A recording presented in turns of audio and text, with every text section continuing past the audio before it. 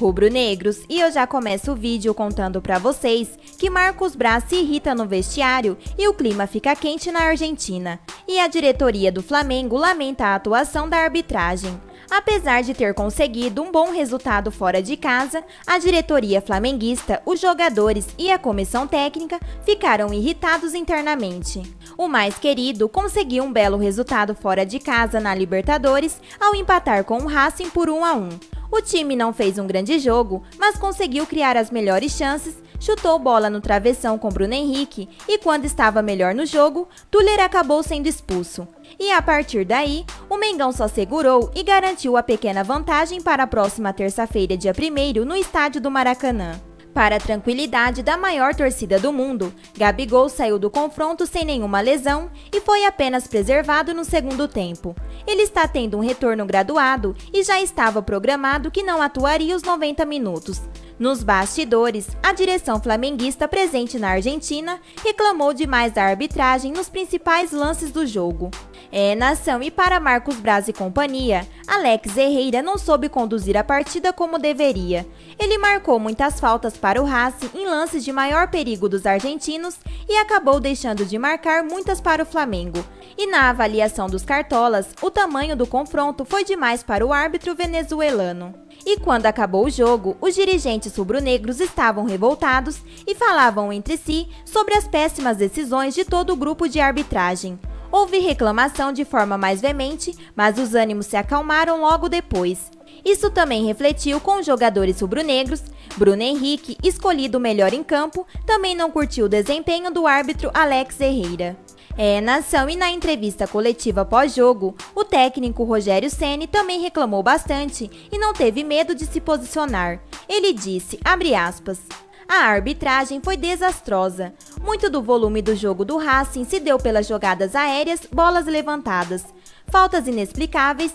Eu vivo Libertadores desde 1993 e nunca vi uma arbitragem tão desastrosa, com faltas seguidas, 2 pesos e 2 medidas.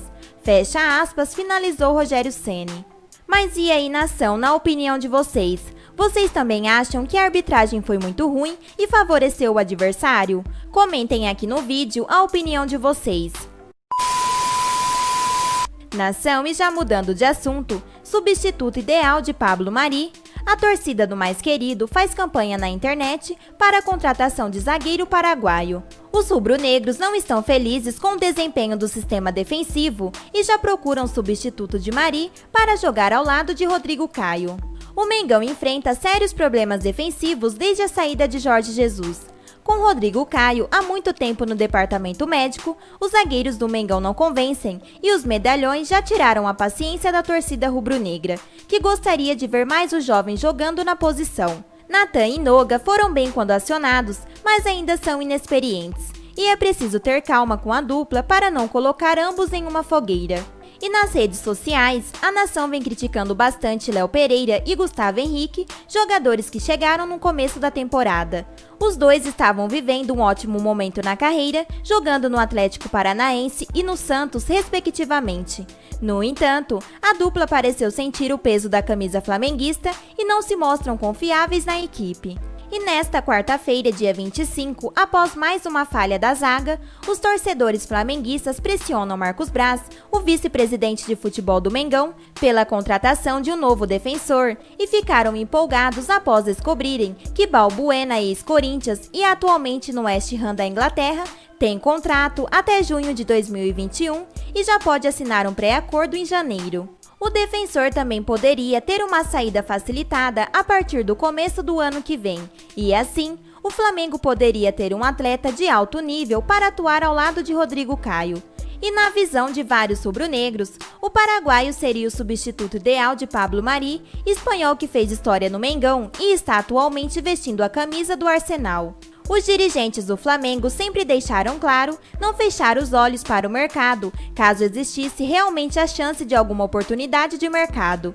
Por enquanto, ainda não existe uma movimentação em relação a um reforço para a zaga, mas a pressão da torcida rubro-negra tem a tendência de surtir um certo efeito nos bastidores. Mas e aí, nação, na opinião de vocês? Vocês acham que Balbuena seria uma boa contratação para a zaga do Mengão? Comentem aqui no vídeo o que vocês acham também. Rubro-negros, outra informação. O Flamengo perde patrocínio de 4 milhões de reais após acusação contra Rodolfo Landim. Nesta quarta-feira, dia 25, a TIM cancelou o patrocínio de 4 milhões de reais ao Flamengo após o Olhar Olímpico publicar que o destino dessa verba havia causado a renúncia de Delano Franco do cargo de vice-presidente do clube rubro-negro. O dirigente acusa o presidente do mais querido, Rodolfo Landim, de não cumprir com seu compromisso verbal, que seria de repassar esse recurso do projeto Flavôlei ao time de vôlei Sesc Rio de Janeiro Flamengo, que disputa a Superliga Feminina e tem a marca da TIM no seu uniforme. As informações é do portal Wall Sports.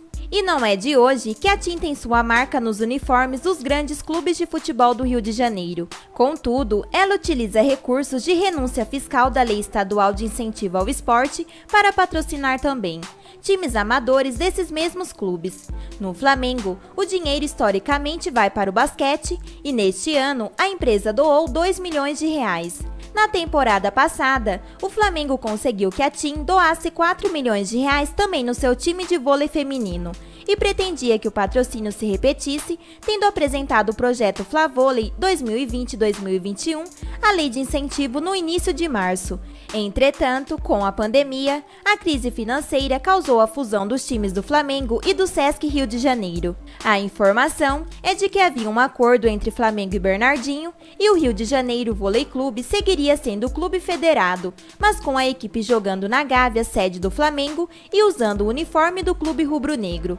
Dessa forma, Alberto Mário Griselli, CRO da TIM, confirmou em julho ao governo que sua empresa doaria os 4 milhões de reais necessários ao projeto.